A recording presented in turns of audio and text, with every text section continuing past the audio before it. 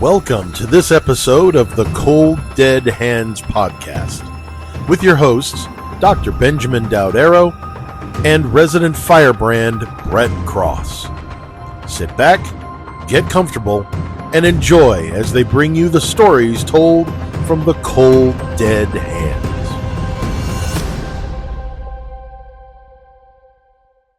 Hello, everyone, and welcome back to Stories from the Cold Dead Hands. I am Dr. Benjamin Dowd-Arrow. Tonight, we are going to be talking with a friend of ours, Garnell Walls, where we're going to talk about a friend of his that was lost to gun violence. Here on the Cold Dead Hands, we like to lift up victims. We like to show who they were as people, because the media often ignores the victims in these events to focus on the shooters. So we try and prevent that from happening and lift up the people that we've lost and let the world know what we've lost. As I mentioned, I am Dr. Benjamin Dowd-Arrow. I am a internationally recognized gun scholar, having published about 17 works and have talked on things like health and well-being related to firearms, as well as the social determinants of gun policy support and gun ownership. My co-host is Brett Cross. I'm Brett Cross. I lost my son Uzziah in the Robb Elementary School shooting on May 24th, 2022. And since then, I have done everything in my power to make sure that his name and his memory is known, because as Ben mentioned, the media tends to focus more on the perpetrators of these crimes instead of the actual victims themselves. And I did not want Uzziah to be a statistic. I didn't want him to be gun death number whatever the hell in 2022. So we continue to push out his name and his memory and try to change society and attack our gun lobby to make real changes. All right. And as I mentioned tonight, our guest is Garnell. Garnell, why don't you take the floor, introduce yourself to our listeners, and, talk about why you're here tonight. Well, like you said, my name is Garnell. I'm from Maryland, and honestly, this is just one of actually a few people that I've known that have tragically passed due to gun violence. Recently, a friend of ours, a friend of my family, and a lot of other families, uh, he was shot in what appears to be an argument that he had nothing to do with. It's just really odd how all that stuff took place, honestly. Him and his cousin were both shot. And yeah, it's a whole story with basically an unsolved murder at this point in time. So why don't you tell us about your friend? So, let's start with, what's his name? Let's start there, and then tell us who was. So his name was Sheldon. Basically, everyone kind of knew Sheldon because he's part of one of the largest families in the area. Most people know, if not him, is one of his brothers, one of his cousins, somebody. They're a ridiculously huge family down here. Actually, I met him through his brother. You know what I mean? So yeah, Sheldon was a part of the motorcycle community, a part of the racing community. We all get out there and go riding together and stuff like that. Me and we were in a bike club together for a few years. Just a really solid stand-up guy. Like, everyone loves his family, everyone loved him. You know what I mean? Just, he's a really solid guy, and the fact that he's a guy that you never heard of getting into an argument or a fight with anyone, to be caught up in this is absolutely it just makes it even worse, because you've never heard this man argue or fight with anyone before. You know what I mean? Like, that wasn't him. So he was an oh, I'm sorry, go ahead. I was just gonna say, I touch on the motorcycle thing, because I'm a big motorcycle fan. I got rid of mine when my two younger kids were born. They're 9 and 10 now, but I'm feeling that itch to have, a motorcycle again. I grew up on them. I've been on them my whole life. And I know the kind of bonding that does, right? Like, you get on a bike and your friends get on their bikes, you go on these long rides. Was that the way it was with you and Sheldon? Yeah, that's the way it was with pretty much everyone. Like the motorcycle community well, Maryland has a big motorcycle community, period. Um, just is absolutely huge, especially Southern Maryland, where it divides up a lot, but you have a lot of us that like to race. You have a lot of us that just ride. Um, eh, Sheldon was a guy. Sheldon was actually he raced. He raced a whole lot. His younger brother still to this day races a whole lot.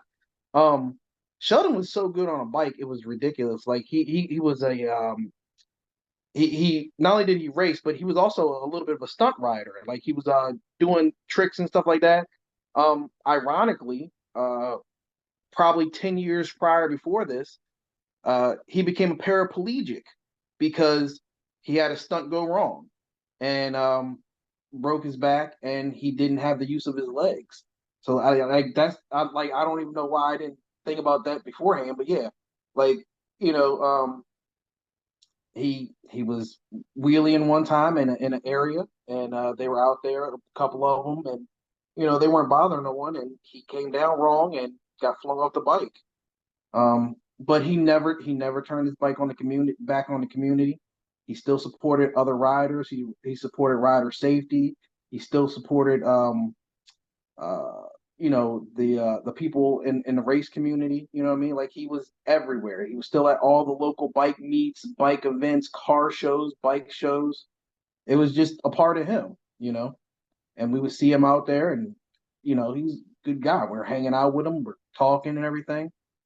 And ironically, this whole incident here, where he lost his life, was at a local car meet. Um, him, his cousin, I think one of his brothers was there, a few other people. They were out there, and a couple guys, a little ways down from them, got into some kind of argument, and I guess a group of them, as they decided to leave, decided they were going to have a shootout, and somehow uh, one of the bullets came through and hit him in the head, killed him instantly, and hit his cousin somewhere in the chest, and he died a few hours later. So they lost him and his cousin. Same time. He I guess because he was in the chair, he was low enough, and the bullet hit him in the head, and it killed him instantly. And his cousin died a few hours later at the hospital. Wow. Brett? I just it's so unreal that this is what people go to. You know what I'm saying? Like, and we hear about people losing their lives in events that they're not even a part of, like you just said. Like we've talked to somebody else whose brother was not even didn't even know the people, right? Just walking. And it makes me that much more frustrated because it's like at this point we can't go anywhere. We can't do anything. We can't go to car shows, we can't go to schools, we can't go to movie theaters without the fear of somebody getting pissed off and then shooting somebody. And it just it pisses me off, man. Yeah. Yeah. I think Brett is echoing the sentiment that I'm feeling right now because, this is very reminiscent of when we had Elizabeth Booker Houston on here, and she was talking about her brother and how like he just was at the wrong place at the wrong time. And Walking. two groups of people got into a shooting match, but this family lost two Too. children, right? That I there's a part of me that wants to scream and yell because we refuse to do anything to prevent these kinds of things from happening. And we can get into a little bit later, about the role of like toxic masculinity and all this, right? Like, that they grab a gun and turn to a gun to settle their differences, right? Like instead of like a fist fight or even like, which would have probably been less lethal to people around them. Um, yeah, yeah,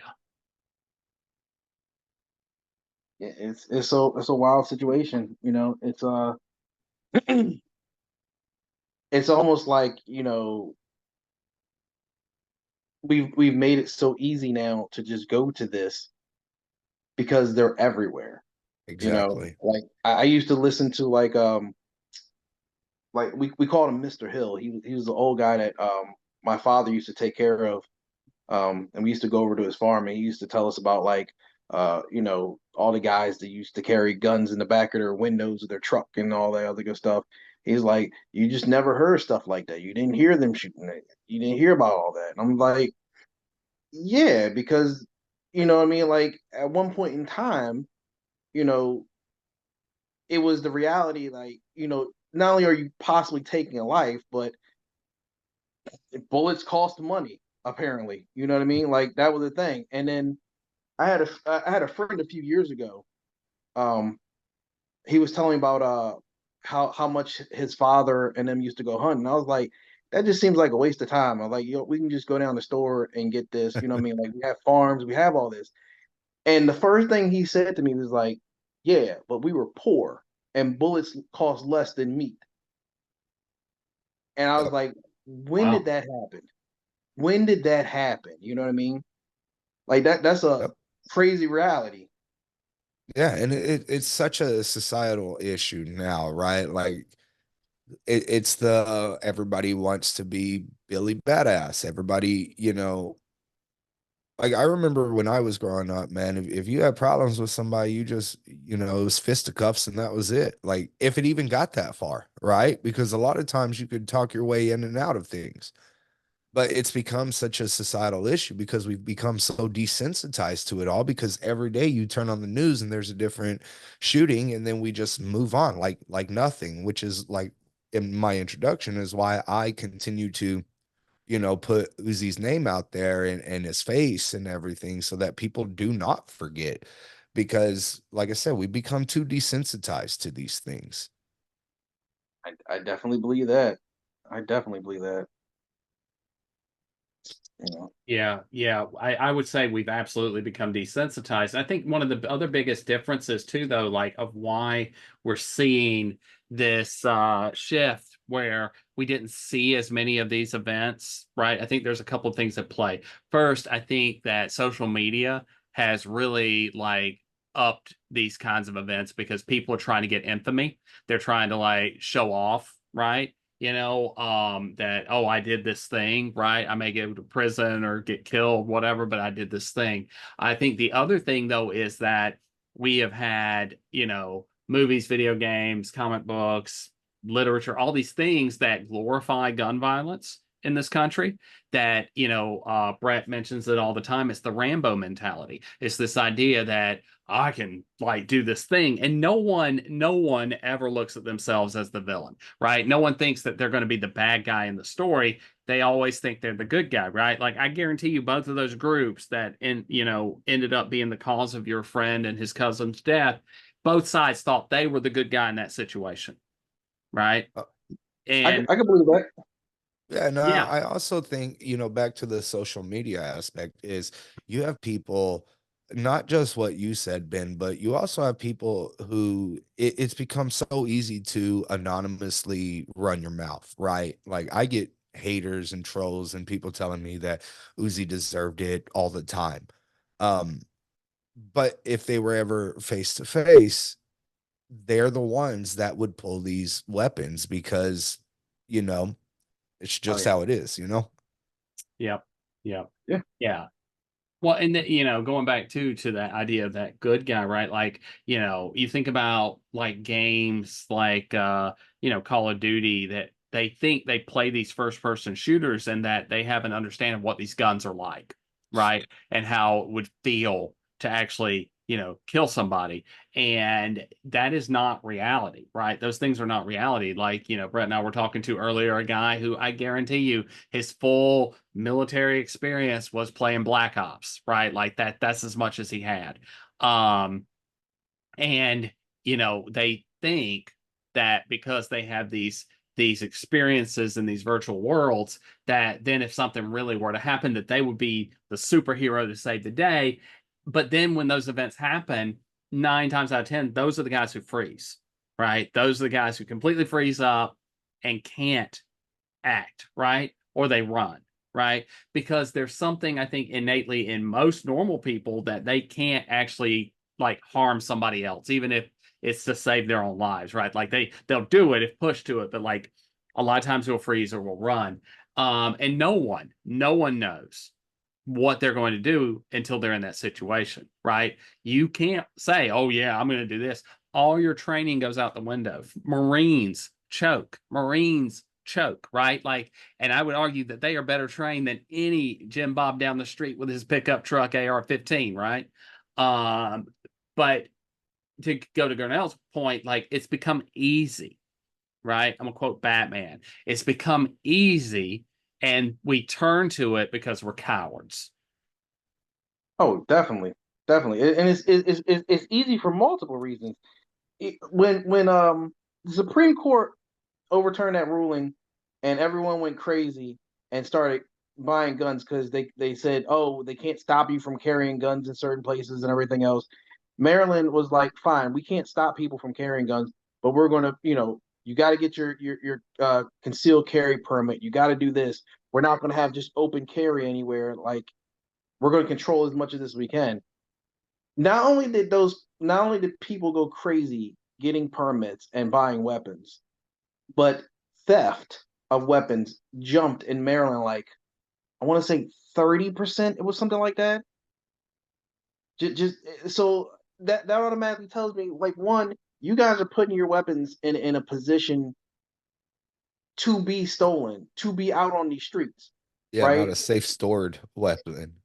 Yeah, exactly. I couldn't even begin to tell you, like, right off the bat, like I think within like the first couple weeks, I remember hearing I don't know if it was out of Maryland or it might have been out of Virginia, but like there was like 15 cars or something that got broken into in like 1 month that Mhm. had guns taken out of them. I'm like, who's storing their gun in their car? Yeah, Like yeah. that's crazy. So, and we've talked about this on the show before, but it's a good point to bring up again, right? Like if you advertise that you have a firearm, that is the surest way to make sure that someone breaks into your stuff, whether it's your car or your house, right? And the reason for that is that no one keeps cash anymore, right? Like it's not like when grandma put cash inside the mattress, right? Like at home, everything's digital. Cards can be shut down. I can go onto my app on my phone and cut my card off immediately, right? If my card goes missing. Um, Jewelry does not maintain, right, value. You buy a diamond ring, it's like half the value by the time you walk outside. No one is going to try and steal your television or anything because like you can get those at Walmart for $100. It's not worth going to prison for, but a gun will maintain its value. you Yeah, like it you buy a doesn't gun for depreciate. $800, you can sell it for $800 or more depending on the rarity of the gun. And so if you put a sign in your front yard that says we don't call 911 here, we shoot first, that tells criminals I'll wait till they're not home and I'm going to break in and I'll steal their safe if I have to. Exactly. And that's a great thing. Like I have another friend who it's actually two more friends. One of them is still to this day one of my best friends. Uh, he went out of town one weekend, and me and him used to go skeet shooting. And our other friend broke into his house and got his gun and turned the gun on himself in his front yard. Shoot. Yep, like that was a very very sober wake up call for us one day.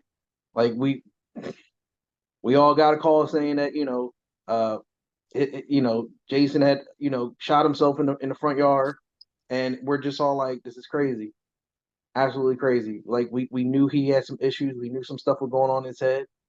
We would have never thought, if nothing else, we would have never thought that he would be bold enough to break into one of our houses. You know what I mean?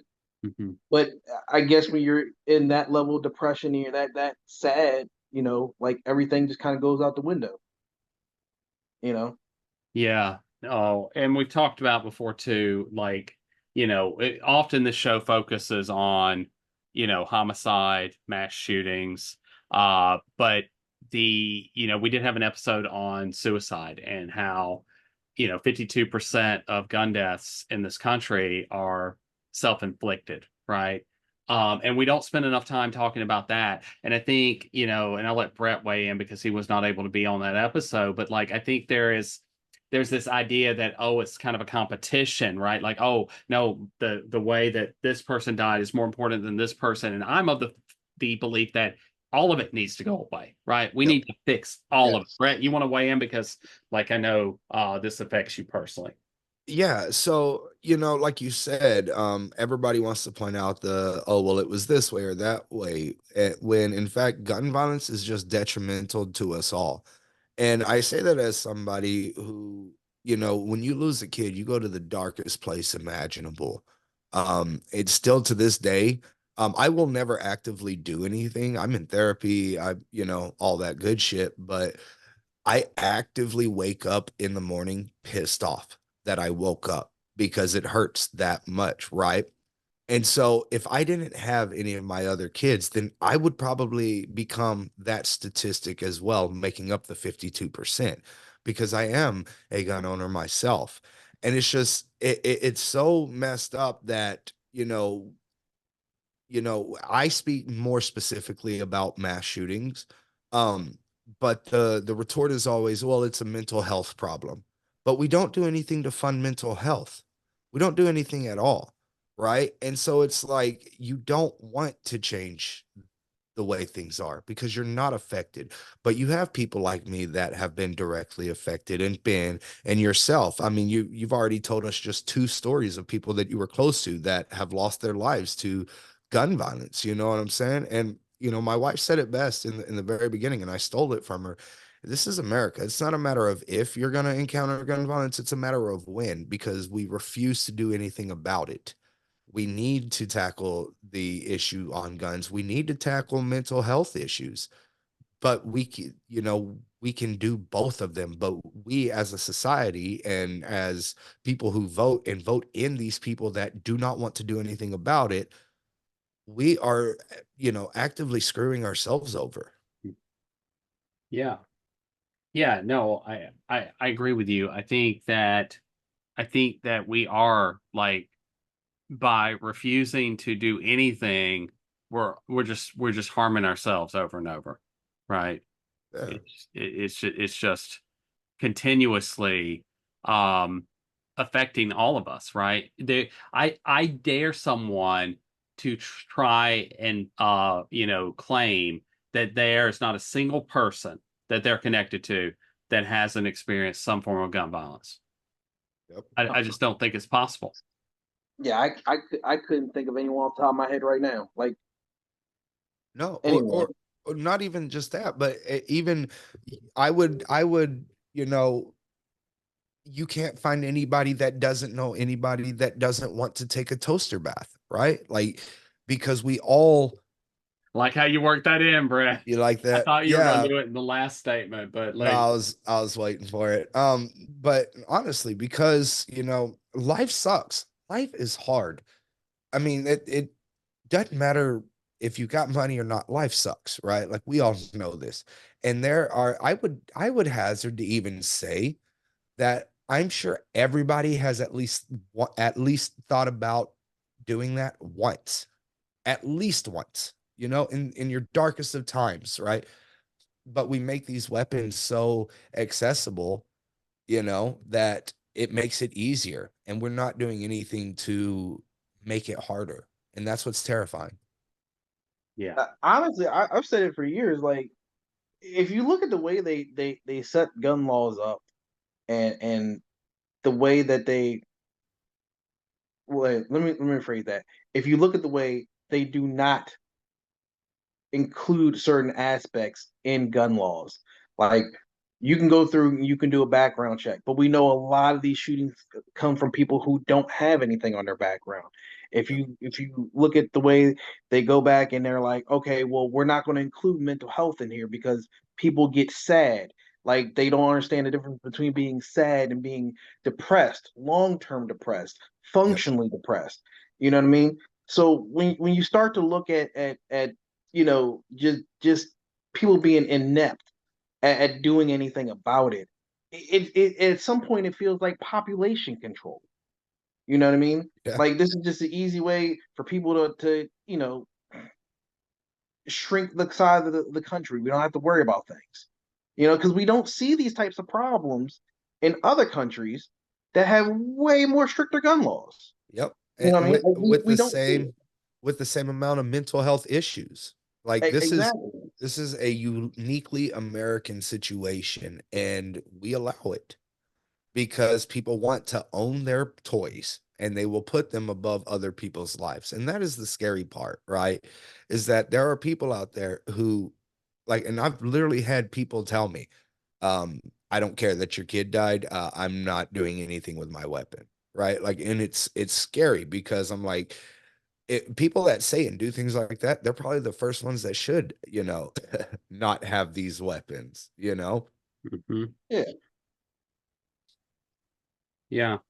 Yeah. No, I think that it there are a lot of people, first of all, like I don't think like as a gun owner, there are people that if they told me that they had a gun, I would be like, ooh, right. I think we all Yep. know somebody that if they were to tell you tomorrow that they were a gun owner, we would be concerned, Oh right? yeah. Everybody got that cousin. Yeah, and that's Yeah. the most hardcore pro gun, 2A loving person to the most anti-gun person, right? Like every one of us, every single person in America knows somebody that we don't want to have a gun, right?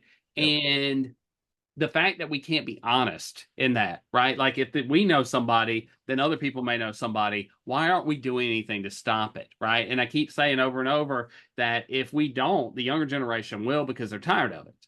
Yep. A part of that is fear. I'll be the first one to tell you, like I have definitely known people that have said they were going to go buy one or go do something, and I'm just like, bro, I've seen you drive a car. I don't trust you with that. I'm not going to trust you with this. You know what I mean? Like, there's just certain things that you don't need that to get to work. You don't need a gun to get to work. You don't need it. You're Well, fine. and that plays into the whole, oh, it's not a gun issue, it's a people issue.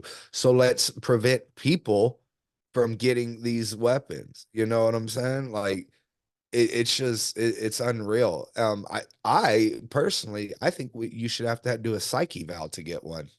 Like personally, I think that a psych eval is best because these psychiatrists that are trained in these things and know the signs and the warnings and the wording and the ideology and everything like that. I would feel a lot safer if we had to do that. And the only people that have issues with that are, once again, are the people that won't pass one, right? This is why, when we talk about better background checks and better red flag laws and waiting periods, the only people that are offended or affected by it are the people that shouldn't have these guns. Mm-hmm. So it's like it would be doing its job. Mm-hmm. Yeah, I agree. And, because at the end of the day, right, like any law that we passed, whether it's a psych eval, even let's say we do it every quarter, right? Or insurance, right? Like, because I'm not opposed to making pay insurance on it, right? Taxes increases on the ammunition. No matter what we do, none of that is going to prevent me from being able to get a gun, Yep. right? I'll be able to legally purchase one no matter how many hoops I have to jump through. But maybe one of those hoops will be enough to stop someone from creating, another tragedy situation. And we know that they will, right? Because as we look at Uvalde, right? Dude tried for years to get guns and couldn't until the law allowed him to. So, I mean, we know that lives could be saved by just any of those ideas. Yeah. Yeah, I mean, yeah, because like, he tried to get people to buy him guns all the way up until he turned 18, right? Yep. And then when he was legally able to buy a gun at 18, he bought a gun and 2 weeks later, killed 22 people. So, yeah, what does it say about our culture? What does that say about the American culture that we won't do anything? Um, Honestly, I think it says multiple things. The first thing is that we're a culture that lives in fear in multiple ways. Like we we live in fear of gun violence happening to us. We live in fear of gun violence happening to someone that we care about. But we also, part of us lives in fear of the idea of having to tell someone that I don't trust you having that. Part of us has a fear of us, looking at our own selves and saying, do I trust myself with one? You know what I mean? Like I think that right there, like looking at yourself and asking yourself, you know, do you trust yourself with one? Do you think you pull a trigger in the right situation? Do you think you could actually go through with this? Because that's like, you take a life, and for life, me, I still don't understand the mentality. If you take someone's life, like that's a real like thing you have to contemplate. Like that's a dark mark on your heart, whether you're right or wrong. You know what Yeah. I mean? And I think a lot of people just skip over that. Well, and that's the thing too, right? Like the my gun, right? I have for home protection because this is Texas and people just walk around with firearms all the time. But I hope to hell that I never have to be put in that situation. I don't want to be put in that situation, right? Because if my kids are involved, then yes, I will do whatever, anything necessary. But I don't want to be put in that situation, right? So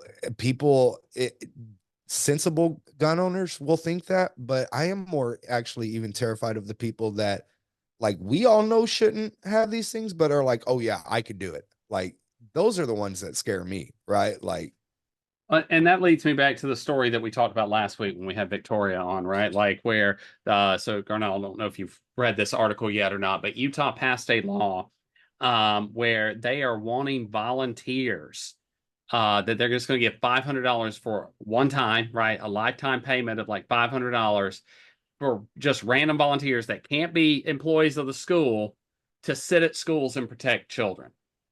Who is going to show up for that? I have heard so I can't remember his name. There's an officer. He's on TikTok all the time. He calls it Project Overwatch. And he's been a big proponent of that. Like he's been really, really pushing that. He pushes it on a couple of different platforms. I I have been so on the fence with that whole program. Um, they have another version of that. And it goes by a couple different names. It's called like Dads on Duty. Uh, Down in like Louisiana, in Philly, they have one called Dads on Patrol. It's pretty much the same thing. It's pretty much the same thing, but they do it without the weapons. And because they're doing it without the weapons, they approach students and everything like that. They approach them in groups. They're making connections, and you're seeing the positivity happen because of that. And if something were to go around, you have a group of men who have been trained how to handle things, how to get people to a safe place, how to render first aid. That whole Project Overwatch thing, or the idea of having armed people, you know, whether they're random civilians, ex-military, ex-police officers out there guarding.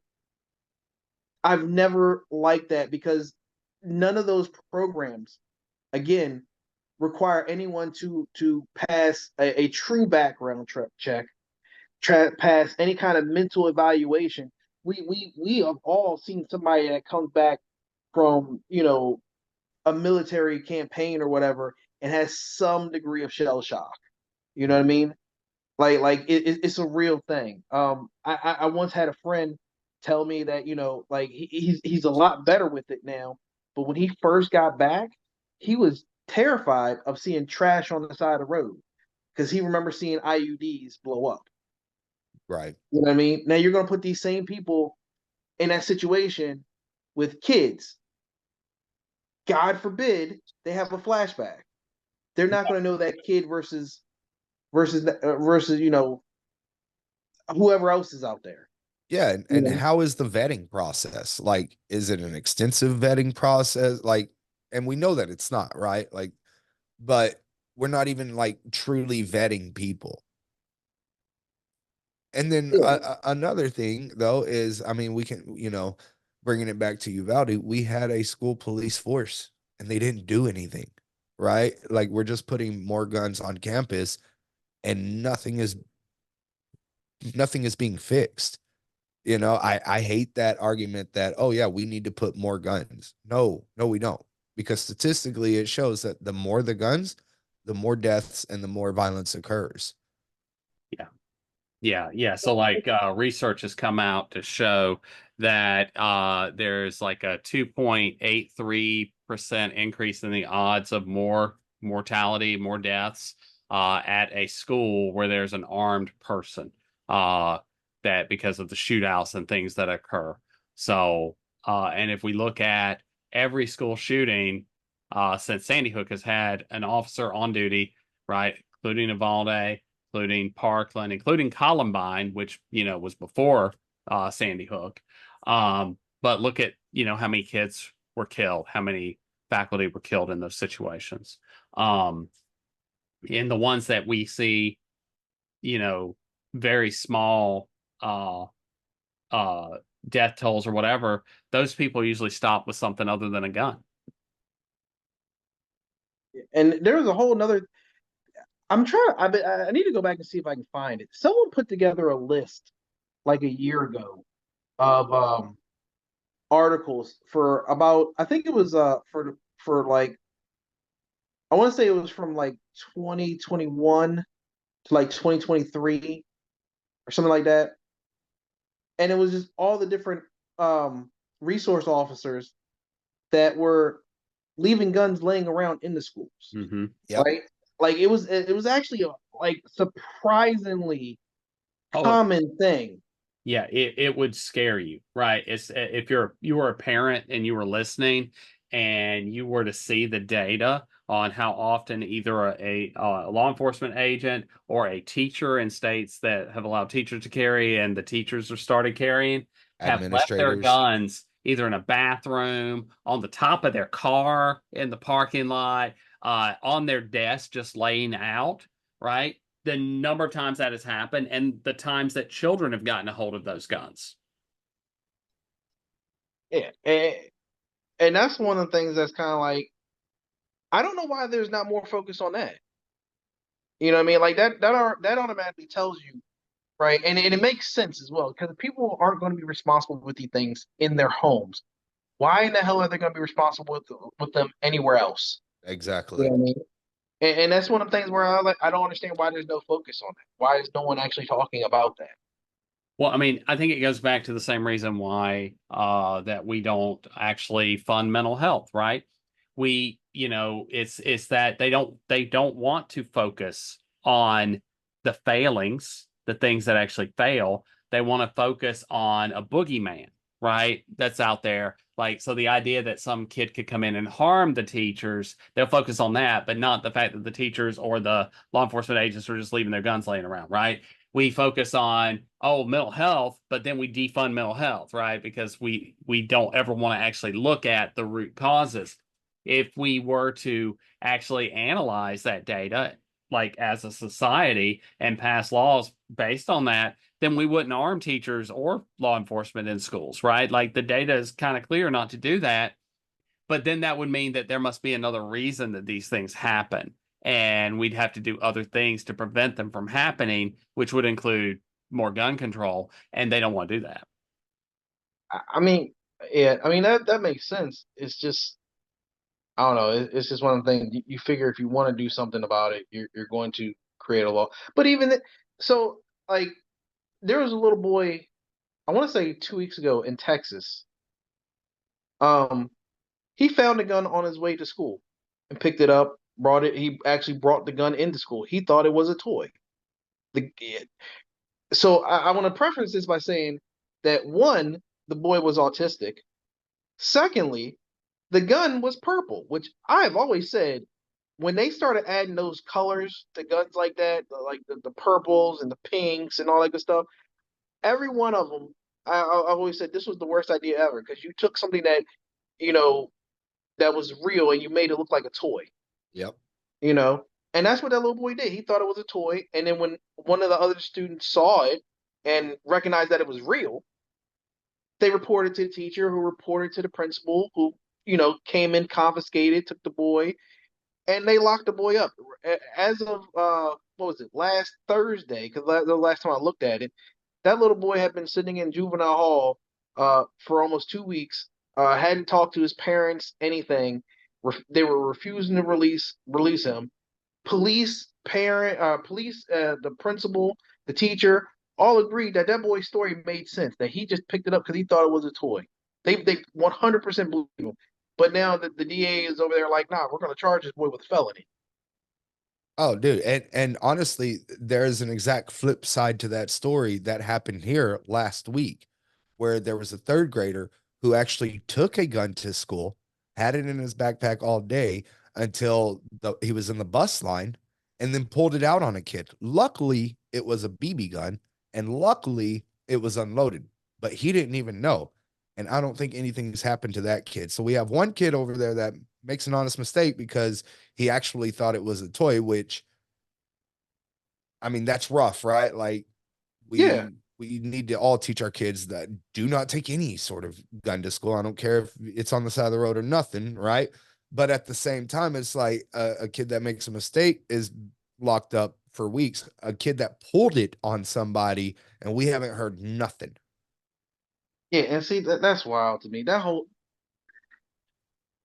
I don't know. That's one of them things, man. It those things bother me to my core because one, you're looking at kids doing stuff. Kids are impulsive anyway. You Yep. know what I mean? Yeah. And I don't care if it's like I had BB guns growing up all through my childhood. Like I didn't have access to them just laying around the house like that. Yep. You know what I mean? Like if I wanted to go get mine and go shoot out back or whatever, I had to go ask my father. You know Yep. what I mean? Like I don't know why that's a failing on parents. Like why are parents just leaving these things out for kids? Like I don't understand that. Oh, it's a toy. No, that's not a toy. A Nerf gun is a toy. Yeah. You know what I mean? Like I never forget there was an officer, police officer, uh Ben Ash. I never forget that. He shot a kid in the back of the head with a BB gun to teach him a lesson. And that boy Are you ended up having like 4 surgeries to get that BB out the back of his head and get the bone and everything and the nerves all fixed. He had 4 surgeries. He lost his license to be a police officer in one county, and he went down to the city and became a police officer. Yeah. And we see that happen Wow. all the time. Yeah. We see that happen all the time with cops that either murder people, right? In the course of their job, they'll get a slap on the wrist and dismissed and said, "Oh, you can't be hired again." But then they just go down to the precinct down the road and get hired immediately into a new precinct. Yep. That's absolutely insane to me. Right, like law enforcement is the only job where you can really fuck up and really mess up and harm people and still either have your same job or like just go somewhere else and do the same job again, right? Like if you were to be like a surgeon, for instance, and you caused somebody to die and it was purposely like your fault, you would lose your medical license and never be allowed to practice medicine anywhere in the United States again, right? But for some reason, if a cop through like let's just say something like racial profiling, right? Like murders a black man in America, he can just get up and go to another city or county or state and go right back to work doing the exact same thing. And then when we look, like we'll see that they have these violent histories that at all the places that they work, they continue to do the exact same thing. And it's frustrating. I'm still hung up on the fact that he purposefully shot a kid in the head with a BB gun and he didn't go to prison. Oh no, matter of fact, this was I want to say like 90, 88, 90. He did this. He retired. He retired as a police officer. He he was out there. They got a call of the kid playing with a BB gun. I don't know what the kid was doing. He was shooting something he wasn't supposed to be shooting. Like, I'm not gonna say the kid was innocent, like just harmless, you know what I mean? But his idea of teaching the kid a lesson was to take the gun from him and shoot him in the back of the head with it. Yeah, I can't even. Like, that makes me want to throw something, and like, yeah, that kind of like makes me want to be violent, right? Because that is unfathomable to me, first of all, that a adult would use any kind of weapon on a child, right? And think that that's somehow okay.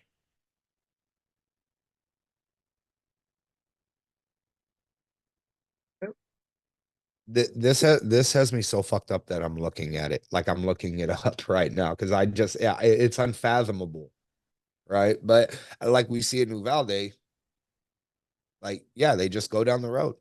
They go Yeah. down the road and nothing happens. And it's And you know, where's the justice for that kid, right? The kid gets shot in the head 4 times with a BB gun, has to have, or gets shot in the head, has to have 4 surgeries, and nothing happens to this officer. Like, where's the justice for the kid? Nope, he left. He left Prince George's County police, and he went to DC. He retired a DC officer. Yep. and people wonder why ACAB is a hashtag and a sentiment in the United States, right? Like, how many stories like that do we have? Like, how many stories are there where law enforcement does something horrific and there are no consequences for those actions? Oh yeah, law enforcement is its own worst enemy. I've said that for years. You know, that, ironically, right? Because like that's one thing I've never done. Like you're not gonna find anything of me ever saying like a cab or anything like that. Because I've never said that, right? I always said I like police officers that do their job, right? I see police officers that do their job. Sheldon, his older brother, right? It's part of the racing community, all that. He like I met him when he was racing his car. He had a car. He made like an old school police car with them, like the old round lights and everything. Yeah. Called it the Lawman. He was a Prince George's County police officer.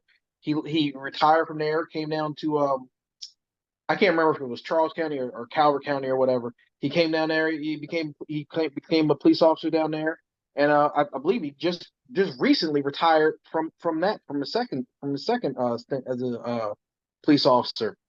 Marvelous record, absolutely wonderful record. Like you're not going to find a whole bunch of people like complaining on him, doing a bunch of things. He was well loved throughout the community.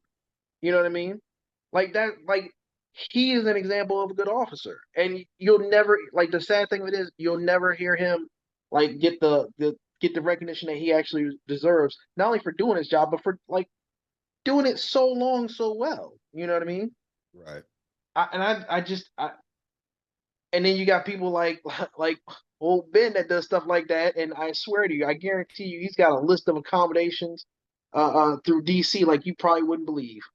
I remember him getting an award at some point in time for I can't remember. It was something happened right after his because he had a son that died also. Right after his son died, he got into some kind of thing and he got some crazy accommodation. I'm like, this is the same guy that almost killed a kid with a BB gun. Like, he shouldn't even be on the force. You know, Yeah, like and I have a hard time with police, period. Obviously because of Uvalde. But my thing is that even if you're a good cop and you don't tell on the bad cops or you don't stand up to the bad cops, like a poison or a rotted apple rots the bunch, you know what I'm saying? So like that's where before all this happened, I was just like, look, I don't mess with the cops. I hope the cops don't mess with me, right? Like you hear the stories and everything. But since then, it's just like, man, and I'm saying this as a guy who my stepfather is a chief of police, right? And I tell him all the time, I'm like, man, if these officers aren't telling on these other officers that are doing these wrong things, and they're just as complicit. You know, if you know that somebody is doing something wrong and you don't say nothing, then you're complicit. I believe that. I mean, I believe that too. But again, it's that fear and retaliation. Yeah. Always that fear and retaliation. I It's get, like I said, for a whole society that works off of fear. yeah, and I get that. I get that there's this there, like they're afraid of being retaliated against, but like we can't we can't weed out the bad cops if none of the good cops are willing to like, take that stance, right? Um, like because like my experience with like seeing a lot of law enforcement are like the high school bullies that they just want to still be that person, right? Oh Um, yeah, definitely. hmm, what's that? No, definitely. I definitely agree with that. Yeah, yeah, right. Like it's a lot of it's a lot of these people who like they were the alpha or whatever in high school, right? Like and they want to continue like doing that. They weren't good enough for the military, right? They don't want to do real work like a firefighter. So they're like, I'll become a cop and I can push people around. And that's what I see, especially in small town, rural Southern America.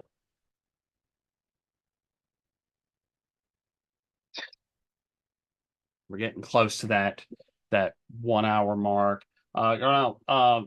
So going back to your friend Sheldon, um, so this event it happened at a race event that's where. No, it was a local like Uh, on Thursday. Well, they have it. It depends on where you're going, but on Thursday night, they have a local parking lot with a couple restaurants and some things like that, and it's a really big area. And they just have a group of guys that come out with their cars, go out there and hang out. My father, he owns a Corvette. He used to drive up there all the time and go hang out. And a lot of the thing about that meetup in particular is usually an older crowd, Mhm. right? So it's not like where some of the younger crowd is, and you see them kind of cutting up and stuff like that. right. You would figure you go there and you're going to see like your average age of someone is probably going to be 35 or older. You know what I mean? Yeah. And you would think that you wouldn't have all this nonsense. And of course, just that one night, these guys are up there and I don't know what was all involved at the time. I don't know what happened. Everyone's just like, well, there was a group of guys that got together. They were arguing about somebody's car and some race or something that they were trying to set up, and it turns into a shooting as people are pulling off. You know, Yeah, that so yeah, so like it's really like the real case of the wrong place at the wrong time kind of situation. Um, I can't imagine like getting that news, right? Like your friend has been killed, like especially in this way, and especially when you said like he was in a wheelchair, right? hmm Like because of uh, a motorcycle accident, and so this family's already dealt with like tragedy with him, right? Like because he was paralyzed, right? He goes through this horrific like motorcycle accident. How long was that recovery? It couldn't have been quick. It had to have been like a long process. yeah, like he was just I want to say just his hospital stay was close to a month. And that's before they were able to bring him home. And then, you start the rehabilitation because you have to, see how much function you are going to get back and so forth. You know what I mean? Like at one point, he really thought he was going to like walk again because he was able to stand back up. Like he got enough strength to be able to stand, but it just never quite came back for him. You know? Yeah. So yeah, so this family like deals with all of that. He's starting now like to like get back into like being trying to be as much of the person as he used to be, right? Like that, involved with the motorcycle scene, car scene, all of that. And then he and his cousin end up getting killed in this gun shootout that they weren't even involved in. And Exactly. And the sad thing is, it's still unsolved. Like, I remember saying, and I wasn't the only one. There was a lot of us saying there was too many people there for someone not to have seen something. You know what I mean? Like, somebody saw something, somebody knows something. And this is one of them things where, oh man, if they did this to this person and they just did this randomly, I'm afraid if I say something, somebody's going to come after me. Which, I don't know. Which goes back to that fear that you were talking about Yeah, earlier, right? Like, everyone operates off of some kind of fear, and for the life of me, like, I understand it, but I can't. I could personally never be a part of that. I could personally never be that guy. Like, if I saw something like that, and it was like, you're looking at it and it's that unjust. You're looking at people who had nothing to do with anything. Like, you can't be the guy that's going to be silent. You got to say something. yeah. And so that, like, there's no leads or anything. As of right now, everyone's been quiet. Like, this literally happened in May. Um, and as of right now, they haven't. I haven't heard anything. I haven't talked to his brother in a while. I did see one of his cousins last month. I talked to them about it, and as of right now, they said there's they're investigating. They have something going on, but no one has said anything, and they haven't made any arrests. They haven't hinted towards anybody yet. They're still investigating, and that's where it is. You know, it's what May. It's been what 5 months now. Yeah. Yeah.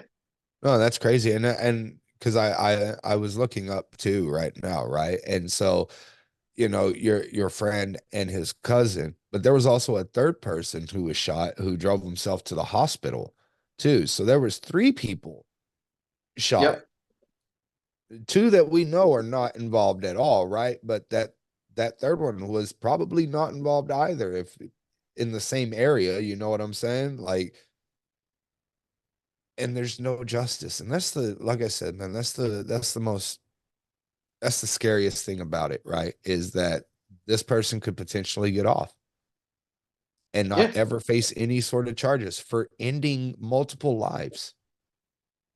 yeah. Yeah, just the amount of harm and the amount of pain and suffering that these individuals caused, right? And they may never be held accountable for that, right? This is a good reset point. So let's take a second. Let's reset. For those of you who are still listening, I am Dr. Benjamin Dowd-Arrow. I'm an internationally recognized gun scholar, having published on things like the social determinants of gun ownership and gun policy support, as well as the role that guns play on our mental and physical well-being. You're listening to Stories from the Cold Dead Hands, a radio show where we try and give voices to those who are taken from us. My co-host, as always, is Brett.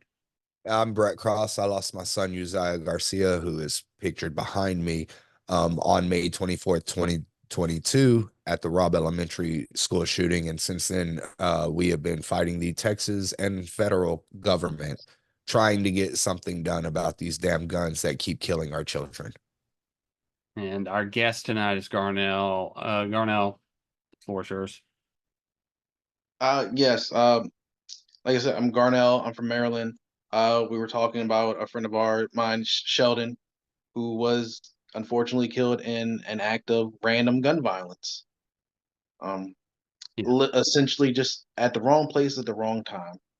And that brings me to what I want to like kind of start the segment off with. This idea of the wrong place at the wrong time, because it seems like every place in America is the wrong place at the wrong time.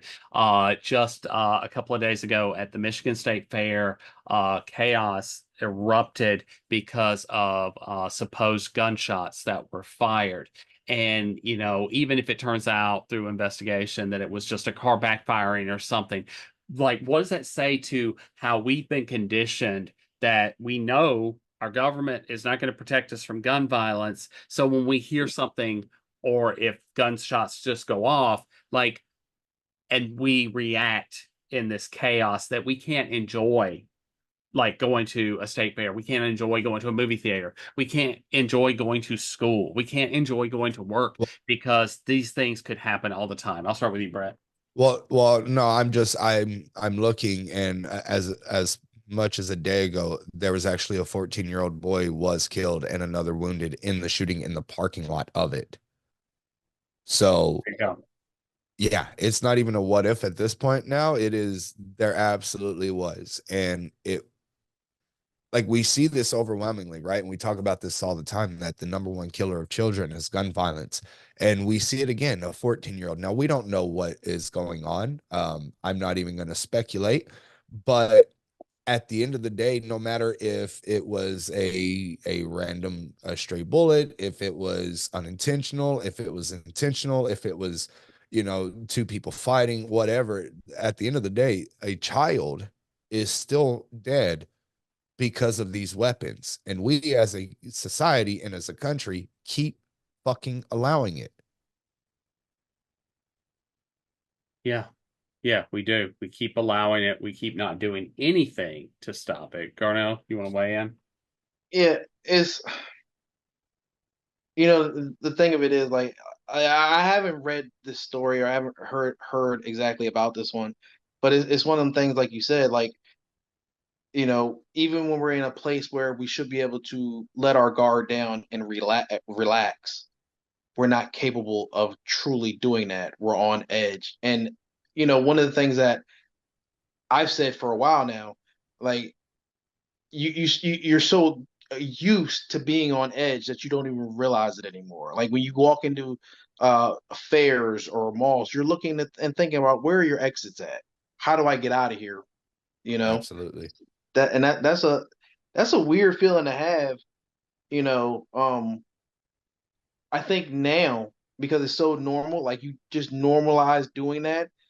But I can honestly think 10, 15 years ago, that wasn't a thought crossing my mind, you know?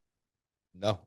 No. And I can say that here as well. Like, I mean, growing up in Texas, you're indoctrinated to believe this whole, this is Texas, the good guy with a gun. You won't ever have to experience this until you look around and you see that it actually does happen. You can't go to Walmart in Texas, right? Because of the Walmart attack. We've had the church in Sutherland Springs. We've had several different schools. One was an elementary, one was a high school.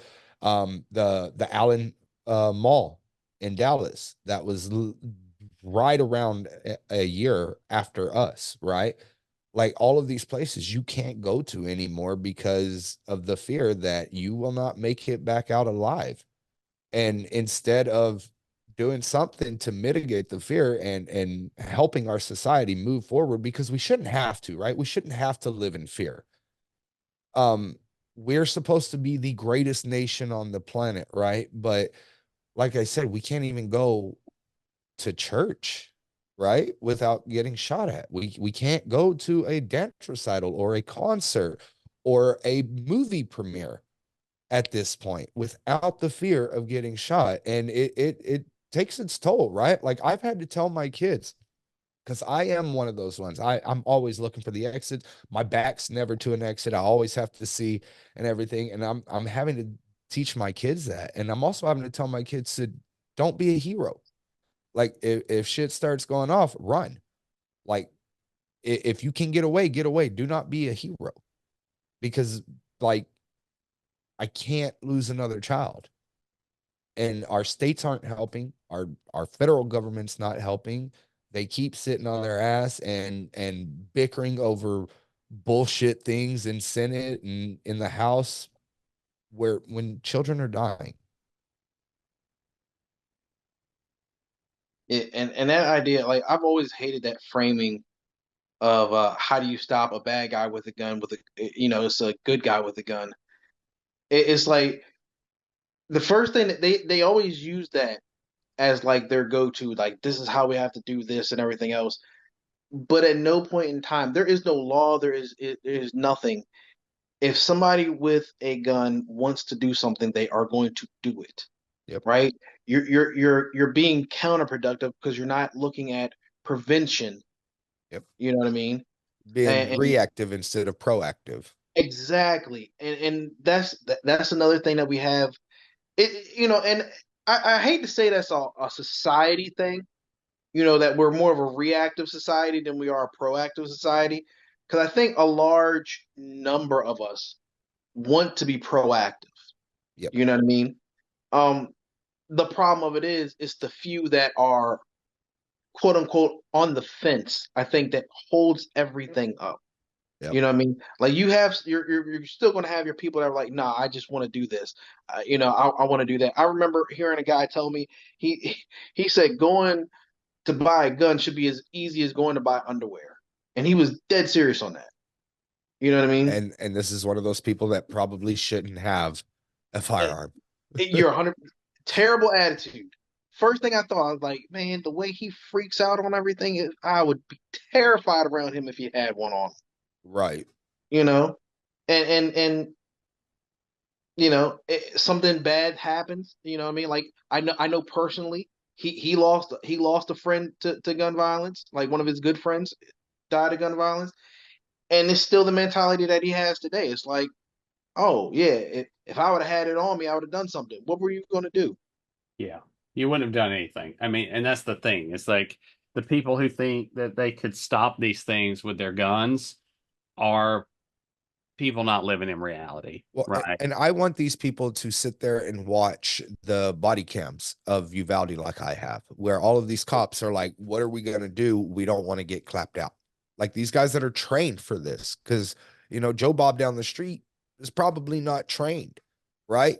But you have trained officers, like we said, what'd you say? 42 of them were ex-military and everything like that, and didn't do anything.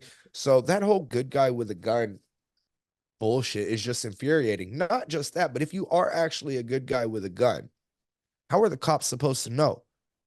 Right? So like if Garnell, if you're in a place and some dude starts shooting and you pull out your gun and take down the shooter, you're more likely to get shot your damn self, because when the cops roll up and you're the guy with the gun, then the good guy with the gun gets killed by the good guys with the gun. That happened. That happened. What was it? Last year. I believe it was in Virginia. It was a security guard. They shot a security guard because they didn't know if it was him shooting or somebody else shooting. He was an armed security guard um, at a mall, and he was shot. I believe that was if that wasn't last year, it's the year before last. But that wasn't the only incident though. There were several incidents like that. Because Yep. like the officer said, he said, I didn't know. I just saw a guy holding a gun, walking down a hallway, so I shot. You know, I forget his name. The guy that was in Walmart picked up a BB gun in Walmart. Someone called the police as a joke. They called the police. Police officer comes in there, high power rifle, sees him, never gives him a chance to put the gun down or anything, fires, and he dies. You know, that was in I forget what state that was in, but that was in a Walmart. That was all over the headlines because, like I said, he picked the BB gun up in Walmart. Walmart changed their policy about BB guns because of that incident. Yeah. Yeah. But Well, how many other oh, stories do we hear, right? Like of like the 17-year-old sneaks out of the house and then comes back home in the middle of the night. The dad thinks a burglar comes in, grabs his gun and shots and kills his own kid, right? Like these things happen all the time. Or the gun that's just left irresponsibly, in the car and the toddler grabs it and kills their sibling, themselves, or their parent.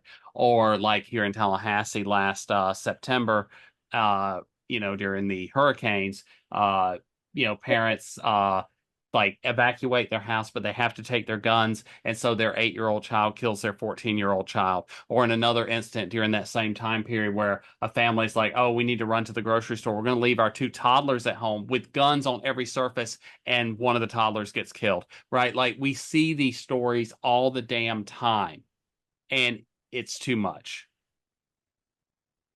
Well, and for anybody that's listening, right? I just want you to go ahead and just Google um child killed unsecured weapon. That's all you have to do. And there are pages and pages and pages of different stories from these children, you know, losing their lives because of unsecured weapons.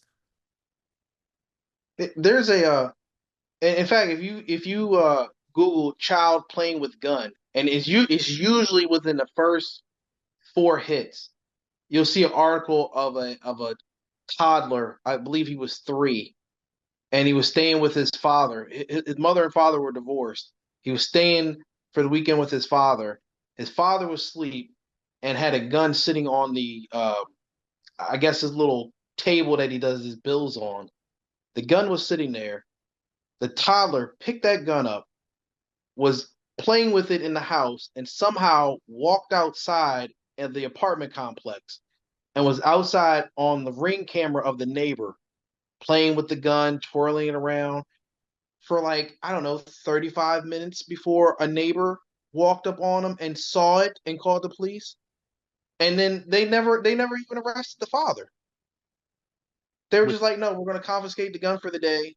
You'll have to go through this. You may have charges later on, and that'll be it. That's another person that shouldn't own one. Then, if you can't secure it properly, then you don't need one. Honestly, he shouldn't have a child. He lets a child get out of his apartment for a day. You know what I mean? Like that child could have just strolled down the street. Like Dude, either way. it's wild, but like, yeah, it's a multitude of all things. It is mental health, it is these firearms, it is parenting. Um, and we have to just realize that and talk about it. But the conversation never gets to it's a gun problem when we know that it is, like we know that it is because just statistically speaking, if there were zero guns, and I know that this will never happen because this is America, right? But if there were zero guns, how many shootings could there be? None. And we can eliminate these things, but we choose not to. So anytime that we even fight for common sense gun reform, we're not even asking for drastic things, right? Like I said, background checks, red flag laws, waiting periods, psychiatric checks, insurancing, license, doing a written and a physical test, like all of these things for common sense gun owners. It doesn't deter them from getting it, but it would deter these people that want to do these horrendous things. And even the assault weapons ban, because I'm 100% behind that. You don't protect your house with an assault rifle. You don't go hunting with assault rifles. You don't at that point you're just having it to be like Rambo, right? Because we know if you're going to protect your house, you're going to use a smaller weapon for close quarters. You're not going to you shoot an AR in your house and you're going to hit your neighbors, right? Or well, like my not even that, right? Like, first of all, like if someone's going to break into your house, you're not going to be sitting there waiting for them to come in, right? Like you're not right. waiting. You're probably going to be asleep. By the time you recognize someone is in your house, they're probably in your room with you, and all that AR is going to be is a baseball bat. That's Yep. what you're going to use it as, right? Because you're not going to be able to get it and point it and aim it and any of those things, right? Like if you want a gun for self-defense, if you're home, you get a shotgun. That way you don't have to aim. You just like point and Yeah. click, right? So like it's a disingenuous argument that they say they need a AR-15 for protection because it's not designed for short, range combat. It's for mid-range combat, right? Like it is a person that there's some distance between you and that person. And there are no situations where that should ever come into play. No, not at all. Nope. Nope. Nope. Nope. It goes back to that mentality though. Like, Garnell, you said something earlier that it's fear, but is it also selfishness? So I don't know if it would be selfishness. I think to some degree, like that could play a part in it. Um, I don't know, like where I'm at, like the people that I talk to about stuff like this, and believe me, like I know a lot of people who are just avid gun owners, for a multitude of reasons. If selfishness was to come into play, it's more about them being a collector or I have one friend in particular. He is a sports hunter, right? Um, and he's also a I'm sorry, let me rephrase. He's a sports hunter and he's a pest control hunter. So like we have foxes and coyotes that come out in the farmlands and take stuff. So he sits out there, and he'll go out there shooting with high power rifles and things like that. But like I told him, I said, you do this. How many people do you know that do this in this area? Right? Because like he literally goes all across the country at points of times, right? Right. So I'm like, how many people in this area do you know that do this? And he named about five. I said, out of those five, how many more people do you think there possibly is? He said, I don't know. It couldn't be that many that many more that do this. I said, so let's say on a plus side, we're talking about 10 people. Those 10 people could be licensed and accredited. Yep. You know what I mean? Like there's nothing stopping y'all from doing what y'all do. Y'all still have the same thing. You still have the access to everything there, right? And y'all still getting the job done. And like he's like, well, that's not fair because like, what if somebody else wants to get into it? And I always brought the point back to him because his family owns a huge farm down here. Like, I mean, ridiculously huge, like 400 acres or something like that. And I'm like, dude, you and I both know when you get fertilizer, you have to go to a licensed person to get fertilizer, right? Yep. And that was because of the Oklahoma City bombing. Like, you just can't go buy that stuff. I said that's no different between you going to that person and buying something and you being that person that carries that license. Yep. Like we do these things to create regulations so we know who has, what capabilities and what, materials we'll say in this case. And I think in some aspects he gets it, but then I think, yeah, maybe that's just him being selfish. Like, I just don't want to have to do that. Well, I think the selfish would be the people that aren't in those positions, right? Because, one of the biggest arguments I hear is, oh, well, hogs, we have to hunt hogs. Everybody in Texas will tell you we hunt hogs, and not everybody in Texas hunts hogs. That is just some bullshit rhetoric, right? But for the people that actually are javelina hunting, hog hunting, and everything like that, because these hogs do run rampant and destroy crops and everything like that. Like you said, if they could be licensed and accredited, and for anybody coming up and getting into it, like get licensed and accredited, and you can do it, right? But I think the selfishness part is on the people that use that as an excuse, right? Just because they don't want to view that these guns are taking lives, and that if we lessened these assault rifles on the streets and whatnot, then there will be less mass shootings, right? And I think that Right. that's where the selfishness comes in, not the people that actually use these for real things. And like I said, I'm all for an assault weapons, man, but I know that there are professions where they would need it, right? And so you make exceptions where, like you said, people are licensed, people are accredited, people are insured, like you would anything else, you know? Yeah. Yeah. To build off of that, right? Like the reason I say selfishness is like there are several people who will say that they need an AR-15 just because they want it, right? Yep. Most And people. yeah, and that, and it comes down to and we see this too, like Brett has had comments from people that's like, it's good your kid died because it upheld my right to have a gun, right? He gets horrible fucking comments from people that say really horrible things because they don't want to either have extra hoops to jump through or have a risk of having their favorite toy taken from them. Yeah, I mean, Yeah. even Charlie Kirk said, oh, that's the price that we pay for freedom. Yep.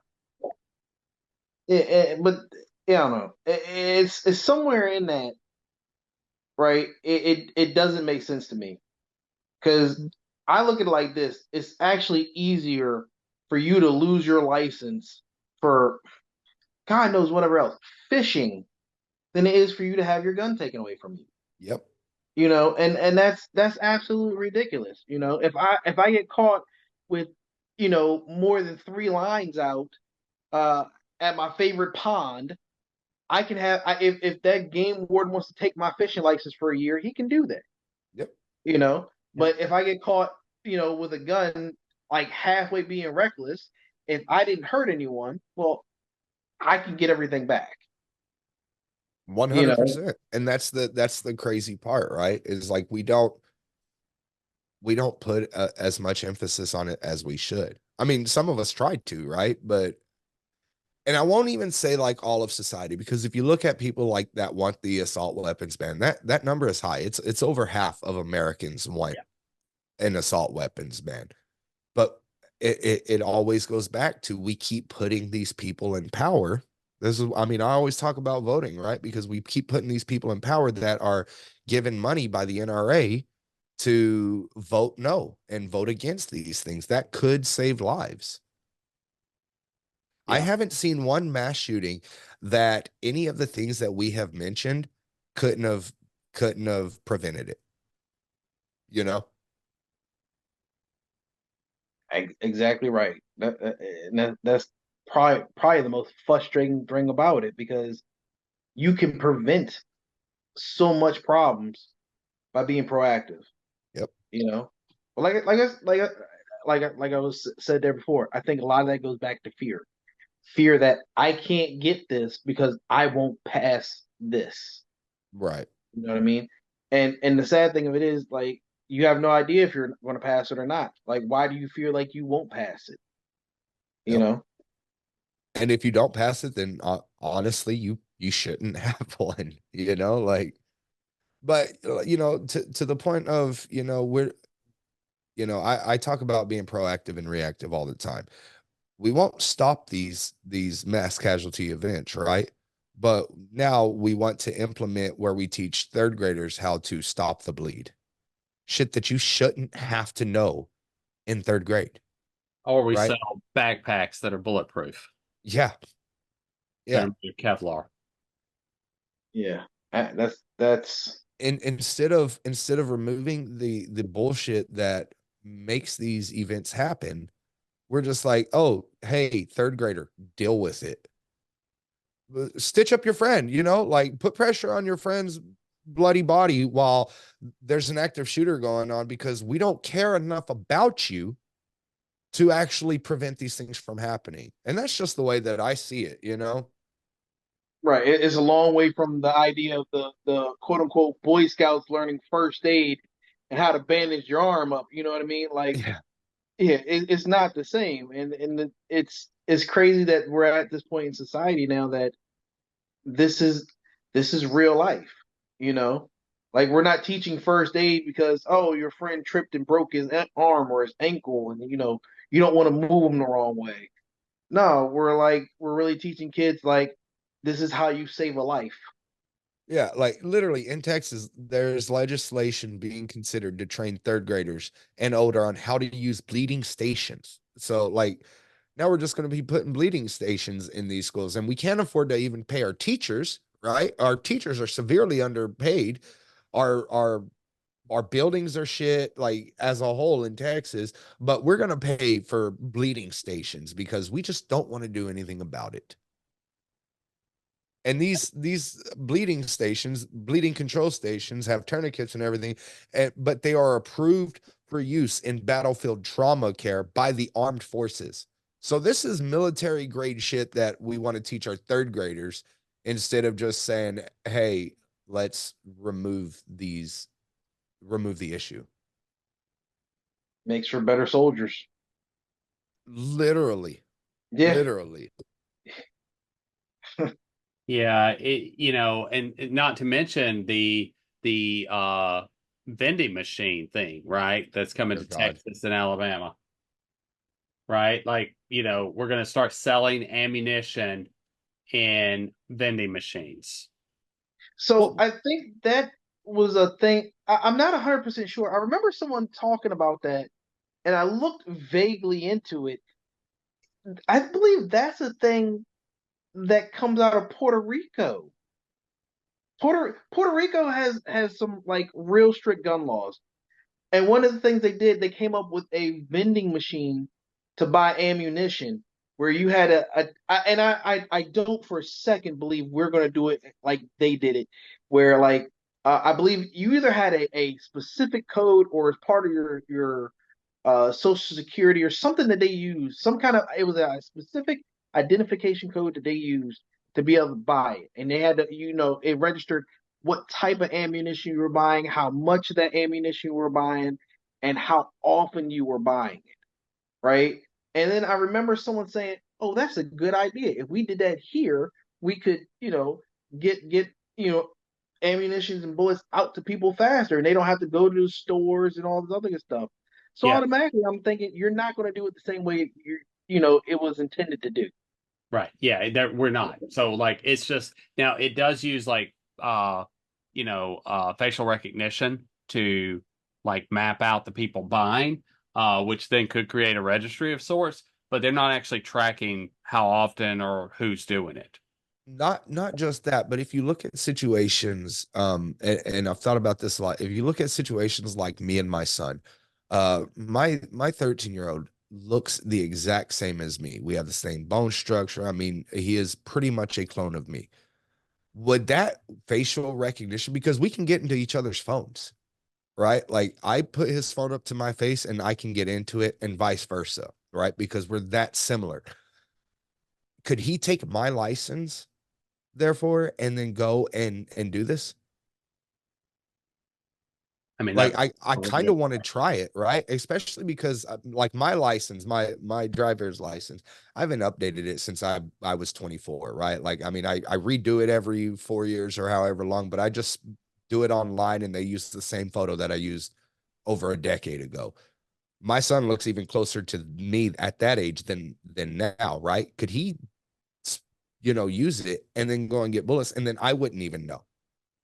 Like these are the crazy things that people don't think about, and that happens a lot because man, I just don't trust facial recognition bullshit. I really don't. Yeah, no, that's a good point. That's not one a thing that I've even thought about when it comes to this, right? Well, Like, you've seen my son, right? Like yeah, you've yeah. seen him. Looks just like me minus the goatee.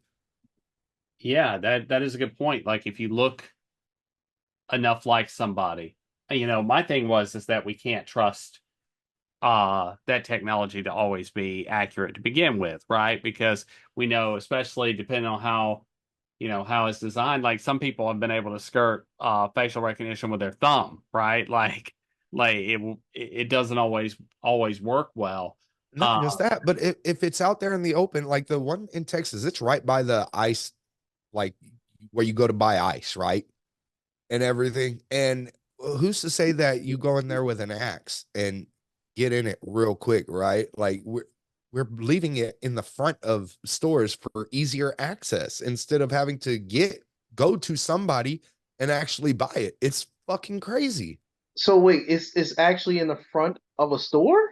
Yeah, yeah. So like when you go into like grocery stores and everything, and you have that little area right, through the first set of doors before the second set where you have your vending machines, your Coke machines, and your ice, and your little where you can make keys at Yeah. Walmart and everything, right there. Oh wow, I didn't even know it was that bad. I had Yep. no clue. Oh, yeah, absolutely. So they're just so you're lucky if there's anybody out there at all to even just have eyes on this. Yep. Or even, what if somebody goes at night? Like just goes at night when the store's closed down and everything. That glass door isn't going to protect it and hook up to it with a truck. Like there's so many ways that this can go bad. And people are just like, I don't care. Give me my pew pews. Give me my guns. Like that's everybody's mentality. yeah, like that was something that we have talked about before, right? Is this idea that like what if they just go in the middle of the night and just steal the machines, right? Like we know people have stolen ATMs before, ATMs, yeah. Oh right? yeah. Like if this is a machine with ammunition in it, what's to stop someone from, like Brett said, hooking a truck up to it and dragging it away? It would be, even if you didn't have the weapons for it, it would just be worth it to have that much ammunition to sell on the streets. Yeah. Exactly, which Yeah. then Yeah. creates a black market issue as well. Like it's I see more cons than pros than you know in that situation. And I'm trying to look at it level headed, right? Like where the appeal would be, where would it not be? But I come up with more cons every time than I do pros for it, and it's scary. I mean, I can't come up with any pros. So like I said it I nicely. I said more cons. I didn't say that there were any pros, Ben. Come on yeah. now. Like, yeah, but the I was saying it implication was nicely. is that you did think of at least one. No, I didn't say Like that. I can't think of a single pro. There's nothing but cons. It's only cons, right? Because you're not monitoring who's buying ammunition, right? Like it, if a gun can't be sold to someone until they're at least 18, what's to stop those someone under 18 buying ammunition, right? What about with a fake ID? Yep. Or Holy fake, shit. right? Like, there's nothing positive about this. There's nothing that I see of this being like a good thing, right? Like, I've never had a problem getting ammunition, right? Like if I need ammunition, whether I go to Walmart or Academy Sports or wherever, right? You just walk in, there's always someone at the gun counter, and you just say, "Hey, I need that," and you get it and you go, right? But like one of the laws in Florida is that you can't buy ammunition and a gun from the same place on the same day, right? Well, now you're at a situation where I can go into like a Walmart or whatever, buy a gun, immediately walk outside, buy ammunition, and then use it. Yep. You could walk right back in and rob the gun store. Yeah. That's There's just oh, nothing man. positive about this. And as Brett said, like the location of these machines are in places that they're not monitored. They're not being, there's no oversight. Yeah, like I said, the first time I heard about this, and I didn't even know they had already put these out. Like honestly, like Yeah. I remember a couple months. I don't know if it was a couple months ago or maybe a year or so ago. They were talking about doing it, and I remember hearing. I think it might have been Luis talk about it. Talk about the vending machines in Puerto Rico, and I looked it up, and I was like, man, these things are like super secure. And then they're tracking, you as an individual, like how much you're buying. Because if you bought too much too quickly, they're going to send somebody to your house and say, "Hey, what are you doing with this? Why do you Right. have this much?"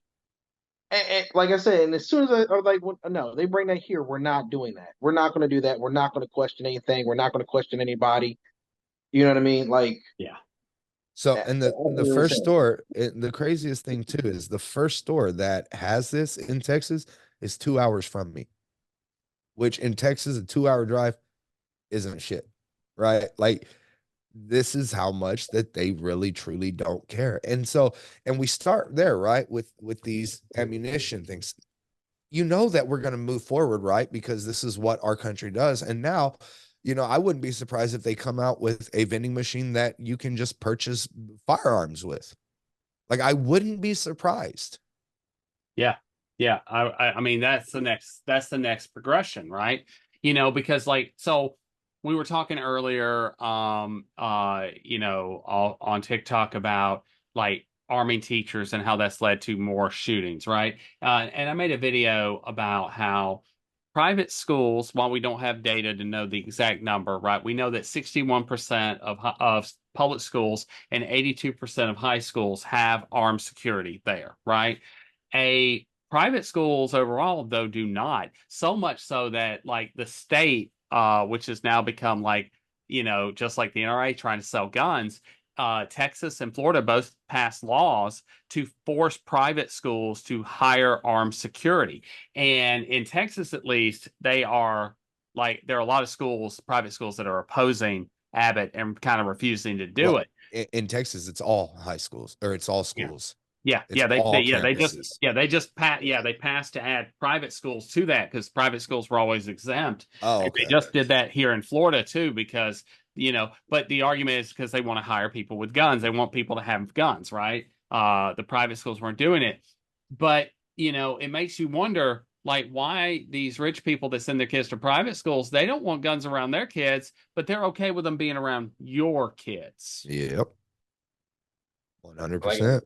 like I said, that's one of them things where it's always felt like, and don't get me wrong, because I feel this way about a lot of things, but like it's just one of them things where it's okay to have it around a certain demographic, a certain group of people, because they are not as worthy as others. It's always felt like a population control thing, and I know that's like the worst thing in the world to say because it's like, you know, we shouldn't be thinking that way, but I don't know. In general, that's just kind of how I feel on that. Like you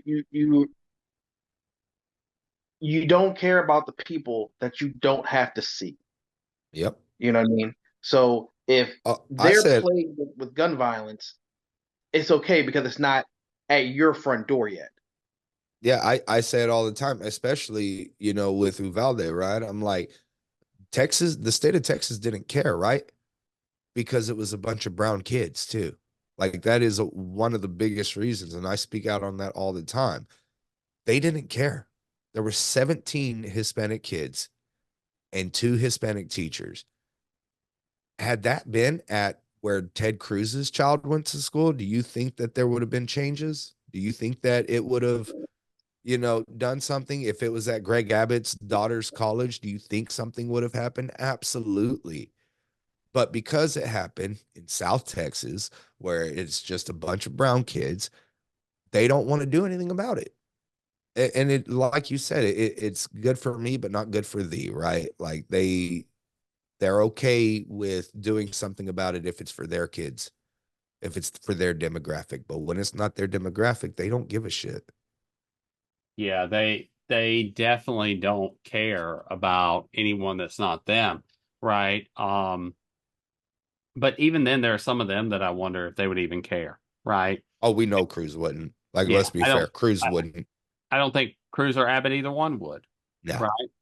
I don't think DeSantis would here in Florida, right? Um, I like Trump. I don't think Trump would care, Wait, right? wait, wait. Somebody mated with DeSantis? Yeah, yeah, Oh, wow. yeah, My yeah. bad. Casey. Um, yeah, they have a little girl. His entire when he ran, segue real quick is when he ran for governor here in 2018. His entire ad campaign was just "I like Trump," and in one of those videos, he's spelling out Trump and his daughter's like building blocks with her to teach her to If read. that ain't the most cult ass shit I've ever heard of in my life, bro. Yeah, yeah. He had no other ads. There were nothing else, right? Like everything was just about how he likes Trump. There's like 3 ads that he ran. Um, I believe it though. Like I don't even have to look this up to verify this because that sounds like something DeSantis would do. a hundred it, it, percent. it was crazy. It's like in that video, his wife Casey is narrating it, talking about how much he loves Trump, and it's just like, and we're gonna build the wall, and he's building building blocks with the spelling out Trump to his daughter. Um, and I'm just like, oh my God. And that's the guy we elected. And that's the type of person that shouldn't have a firearm. There is some cognitive, you know, issues with that one. Yeah. Yeah, it's kind of crazy. You know, that kind of leads us though to like, now thinking about like, these people that are in politics that are very, very pro-gun, right? Do you, do you think that if we could get rid of Citizens United, we could actually make changes, or are we too entrenched having these people in power that they still wouldn't do anything? What do you think? They wouldn't do anything. They wouldn't do anything. I remember I First off, I don't think anyone's going to do anything until we get the old out of Congress, so to speak. You know what I mean? Yeah. Like it's too much. It's too much ingrained in that. You know. And even when you do that, it's still you still have to fight the lobbyists. You know, like um, we everyone was talking about Jill Stein and how she's so different, everything because she's not taking money from certain political groups or whatever, and then come to find out she's taking money from a political group that uh trains police officers and trains police officers in Israel. You know what I Mhm. mean? Like that they literally, work something out where they send officers back and forth to train with each other. So I'm like, yeah, no. There's so much money in lobbying right now that I don't think there'll ever be a change until we get a group of people in there that says enough is enough with the lobbying. Yeah, That's when I think we start to see change. and that's the thing though, right? Is like we will have to vote in these people to, overturn Citizens United so that the money isn't flowing in. And it all comes back to voting, man. Like it really truly does. Yeah, but we don't vote as a society, so Oh no. that's the biggest problem right there. You Yeah. know, No, No, our we're voting turnout is horrible. we're all under the mentality that it's like, oh, my vote don't count. But when you have a million people saying my vote don't count, then yeah, you're correct. But if I- everybody who had that mindset would just go and vote, which, I'll be the first to tell you, I think that we should make voting days like national holidays, like get off of work, right? Like get paid. like they do in Europe. Yeah, right. Like Yeah. let's do You it. know, and I say this all the time, right? Like if Chick-fil-A can close one day a week, we can close one day as a nation every 2 fucking years, right? A Right. random Tuesday every 2 years. Because if Chick-fil-A can still make a profit and they're closed every Sunday, right? The nation can shut down for a Tuesday and be okay. You're 100% right. And all I could just think about saying was just talking shit on Chick-fil-A. So I mean, we can talk about bigot chicken all you want. Like, I mean, that's the unless you want to sponsor us, and then I'll talk about you no, more no. after we Okay. take your money. Yeah, I was about to say, hell no, I'll talk all the shit on bigot chicken. We ain't doing that. Yeah, like we can absolutely talk smack about bigot chicken. I'm down with that. But no, like but that makes a good point though because they're always closed on Sunday, right? Like that's part of their thing, and so there are you know uh 52 days that they are closed every year, and they are still the highest like grossing last I checked fast food franchise in the United States, right? It's So if they can horrible. afford to do that, why can't the United States say, hey, it's a national holiday this random Tuesday in November Not even every that. 2 years? Just change it from Tuesday, right? Put it as a fucking Monday or a Friday.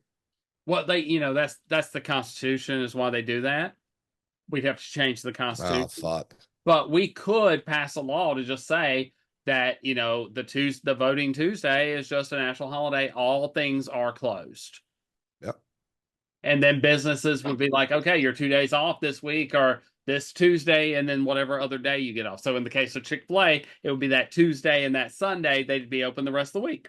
Or shit, just move it to the fucking Thanksgiving weekend. You know what I'm saying? Yeah. There's all sorts of ways, but we don't want that because if we keep people ignorant and we keep people, uneducated, and we keep telling people that your vote don't count, then these people that are in power stay in power, and these people that are making all this money keep making this money. This is why we don't fund our education system as much as we should. This is why we don't like. I'll tell you this. I learned government from my football coach. My football coach who didn't care about teaching us government, right? Like, and they do that for a reason. It's because if you keep us uneducated, if you keep us, down and out, then we don't know that together we can rise above these situations and actually make changes that will benefit all of us instead of just a select few of us. I also feel like there's a whole thing of just frustration with that, especially when it comes to like the electoral college. You know Yeah. what I mean? Because like I sit there and I say it's crazy. Like I look at my state, Maryland is one of the smallest states in the country, and then I look at like I have some family out in Kansas. My county and the county next to us has the same population as that whole state. You know what I mean? Yeah. And we're only talking about two counties within the small one of the smallest states in the country. And it's at least I think it was like four states, five states that were like that, where I could just take two counties in my area and have more population. It doesn't make sense for those places to have the voting power that they do. You know what I mean? Like at some point, you know, the sheer numbers have to count for something. I'll make a controversial suggestion, right? Because a lot of people want to get rid of the electoral college and just go straight popular vote. What I think we should do is make the electoral college proportional, right? Like, and so like if, for instance, in 2012, Mitt Romney and Obama were facing off against each other. Obama won like 3 million votes in Texas, right? He would have gotten like, you know, almost a quarter of Texas electoral votes. Like if we split it up like that, I think that would open up the presidency to third parties because people may, you know, that first year they won't see them win, right? But they'll see, oh, they got 10% of the vote and they get 10% of the electoral vote, right? Right.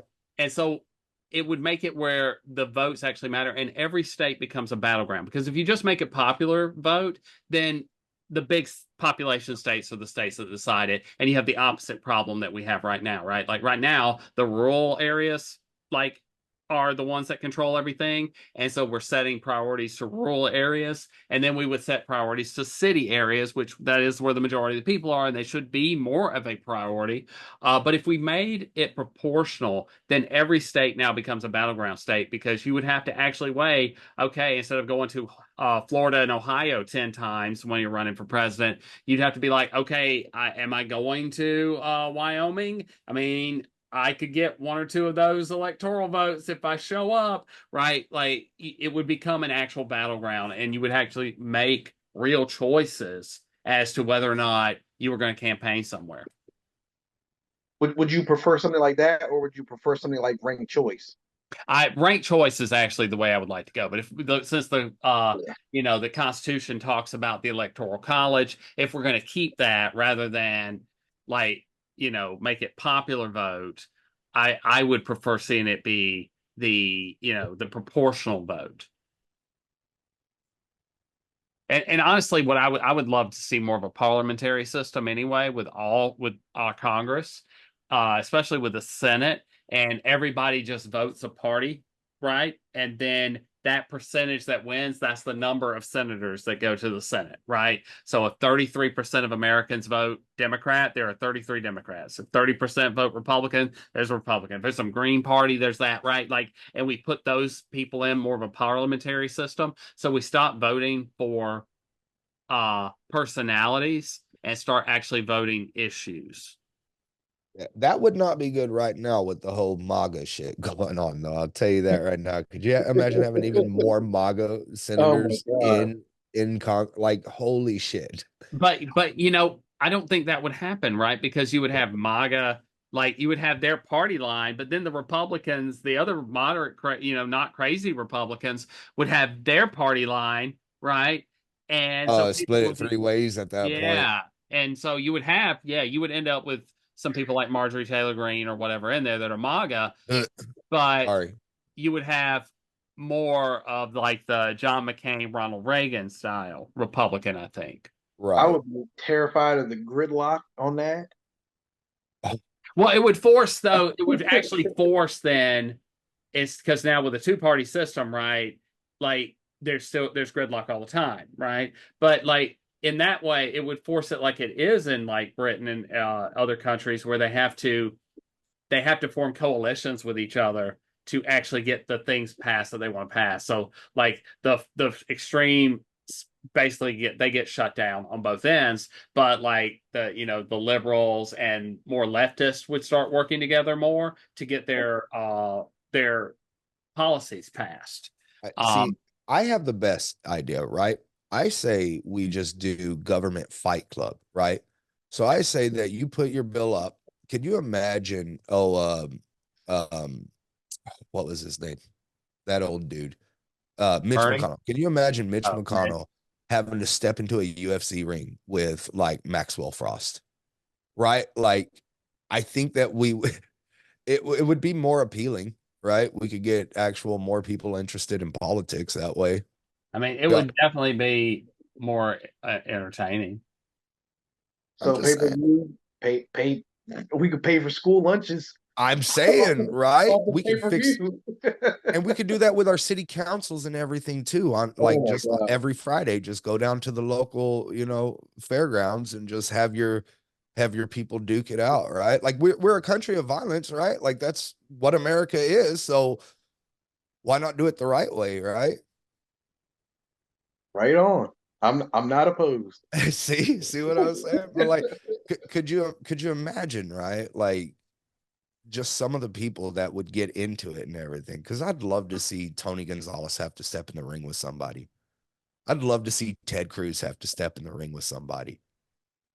Like Ted Cruz versus Cory Booker. Like that would be amazing to see. Like, I'd be on board with that. I'll be honest. Like and like you said, pay-per-view, then we fund school lunches and we get these educations up. And yeah, I think that would be a fascinating uh political experiment. I would pay to see that. right, right. We should try it at least 1 year. Because the way that things work right now, it ain't working for us, right? Like it's all the same bullshit over and over and over. We might as well try something new. And I haven't heard any better ideas. Because they will vote against their best. Even politicians vote against their best interests on a routine basis. You know what I mean? Like we were talking about Ted Cruz. I'm thinking like, how many times has he voted to defund something with mental health, and then, his daughter, tried to commit suicide because Oh, dude, the thing she was going through. it gets All right. even worse, right? Real quick, Ben, real Yeah. quick. It gets even fucking worse because it took them 3 days to get from Washington, D.C. back to Texas when that happened, when that is a 3-hour flight. So that just goes to show earlier that, like, I don't think he would even care Yeah. as long as it's money in his pocket, man. Because it took him 3 days. How does it take you 3 days to get home? Yeah. All right. We are 8 minutes from the end of the show. So Garnell, if you want to take like 2 minutes or whatever and give some final thoughts, we'll start with you. Um, I don't know. Honestly, this was pretty amazing. Like I've never done uh something like this before. Like I've been on some, lives and things like that. So this was definitely interesting. I appreciate the idea that we can come here and talk and exchange ideas this way. And I really appreciate you letting me get Sheldon a little bit of Sheldon's story out there. Like I said, it's one of many, way too many stories that sound alike, you know. And I really hope, if there's somebody out there that hears this and really feels like saying something, please to come forward. Because again, if you see something, say something. There was way too many people there. And thank you for having me on. Of course. Brett. I'm gonna keep it short and sweet, because like I said earlier, I have a cold. I don't feel good. So I'm just gonna keep it short and sweet. Fuck gun violence. All right. I mean, I don't think I could say it better than that. To go back to, Garnell's point, we have a situation where over and over, people are just caught in the crossfire of gun violence. Like that, it's fights that they didn't start, it's fights they're not a part of. They just happen to be in the wrong place at the wrong time. And, here is a family that experienced, tragedy with him and a motorcycle accident that left him paralyzed. And then they experienced tragedy, not just once again, but twice, because he and his cousin are killed in this shootout between these individuals. And we just see this way too often. We see it happen far too often, especially in states like Florida and Texas, where we have stand your ground, right? Maryland, to my knowledge, does not. I could be wrong on that. I'd have to recheck. But the the stand your ground states in particular have this issue where people don't back down. There's no duty to retreat anymore, and they begin to duke it out with firearms, and that leads to this violence. So did they pass it, Brett?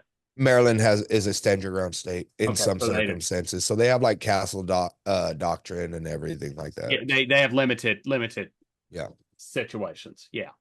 So yeah, because I knew they were castle doctrine. But yeah, but the point is that these states that say loosen gun laws and allow people to retaliate against each other with no duty to back down, no duty to de-escalate a situation, we see more and more of these. On Memorial Day last year, I had to talk to news agencies about a shooting in front of a Ben & Jerry's where these two groups of men got into a fist fight and 9 people got shot, none of which were the ones fighting, right? They drew guns on each other, 9 people, a child got shot in front of a Ben & Jerry's in Hollywood, Florida. And these things just happen over and over and over. And we need to get these stories out of like your friend, your friend Sheldon. He needs to be talked about. His cousin needs to be talked about. And we need to share these stories more often, because these are innocents. These are innocent people who are being drugged into the line of fire. I think that's what I'll call this episode, is into the line of fire. And with that, I am going to say good night. We will bring this episode of Stories from the Cold Dead Hands to a close. One day, hopefully, we will have no more stories to tell. But until then, signing off.